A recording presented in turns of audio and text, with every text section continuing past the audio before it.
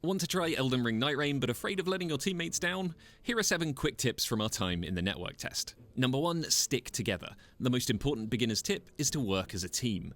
A group can blitz through packs of enemies and everyone reaps the same rune rewards. Bosses you beat together will also grant every player a major weapon or passive buff for that run. Go it alone and you'll risk losing a valuable level anytime you die. Check the map at the beginning of a game to see if a more experienced player has marked a location to push towards. If no one does before you land, consider setting one yourself. A shared goal will get you aligned and save directionless dithering. Number 2, level up as soon as possible. Your first goal should be to get to level 2 or 3 as rapidly as possible. The difference it makes to your health and damage is massive, especially for fragile classes like the Duchess and the Recluse. Even if you're exploring a larger fort, don't be afraid to drop back and level up before diving back in, though most bosses will also spawn a Site of Grace after being defeated. Number 3, fill your weapon slots. Every weapon you find in Elden Ring Nightreign grants a passive buff shown underneath the weapon and its weapon skill. This buff is active even when you're currently wielding something else, and there's no wait system, so you should aim to fill your weapon slots as quickly as possible.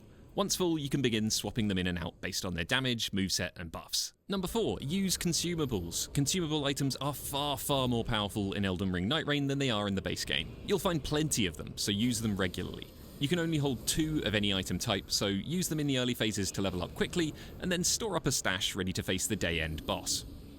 Number 5, look for merchants to upgrade weapons. Merchants appear as glowing spirits with hats sat by campfires. They sell a range of consumables including flasks for powerful buffs, and crucially, smithing stones. They're always placed next to an anvil, which you can then use to upgrade your weapons. Just bear in mind that many weapons require different smithing stone types, which can usually be found in mines marked on your map. Number 6, explore and interact with everything. The map is littered with objects that can give you a boost. See a large gravestone with spirits circling it? Interacting with it will summon 3 floating skulls that can launch at enemies you approach. That collection of glowing sticks around a tree stump? Those will restore your FP. Found a church? Inside you can increase your healing flask charges. If an object looks like it should do something special, it probably does. And finally, number 7, you're invincible when activating your ultimate art. During the initial animation, you won't take any damage from enemies. For low health characters like the Recluse, this can allow them to tank hefty hits from slower, powerful foes. We don't recommend only saving your ultimate for this purpose, but it's really valuable to know in the middle of a major boss fight. Study up and you'll be far from a newbie Nightfarer when Elden Ring Nightreign releases.